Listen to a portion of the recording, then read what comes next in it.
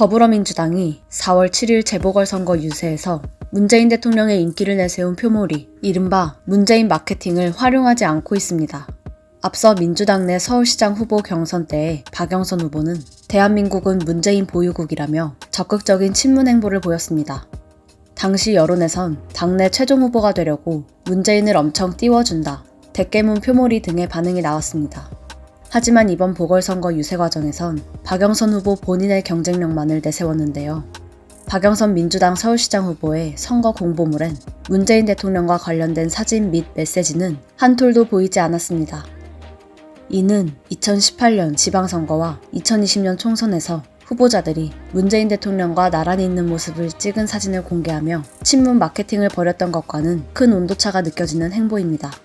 LH 투기 사태와 부동산 정책 실패 등으로 문재인 대통령의 국정수행 부정평가가 62.5%까지 치솟자 여당 출신인 문재인 대통령을 앞세운 선거 전략이 오히려 마이너스라고 판단한 것으로 보입니다. 정치적 선거 성향이 두드러지는 이번 재보궐선거를 앞두고 친문 발언을 하는 것이 되려 정권 심판론이 우세한 국민 여론의 심기를 건드리는 꼴이기 때문입니다. 또한 중도층의 표를 잃지 않기 위한 전략으로 보입니다. 최근 유세장에서 박영선 후보와 민주당 지도부는 문재인 대통령 관련 언급을 삼가는 모습을 보이고 있습니다. 당 중앙선대위 회의에서도 문재인 대통령, 문재인 정부란 단어 자체는 거의 등장하지 않았습니다. 반면 야당은 문재인 대통령을 언급한 네거티브 전략을 취하고 있습니다. 오세훈 국민의힘 서울시장 후보는 지난 26일 오전 강서구 증미역 거리 유세 현장에서 정부의 부동산 정책을 비판하며 문재인 대통령은 중증 치매 환자라고 거듭 말했습니다. 더불어 유세 현장에 모인 시민들에겐 민주당 호락호락하지 않다, 현 정권을 심판해달라고 호소했습니다. 한편 임기 말 대통령을 선거에서 언급하지 않는 것은 정권 말 선거 공식으로 통하기도 합니다. 1995년 이후 역대 7차례 지방선거를 살펴보면 김대중 정부 1년차에 치러진 1998년 지방선거와 문재인 정부 2년차에 치러진 2018년 지방선거에선 여당이 압승했습니다.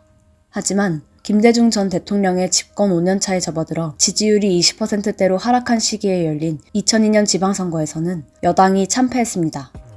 여당뿐만 아니라 야당에서도 확인된 양상인데요.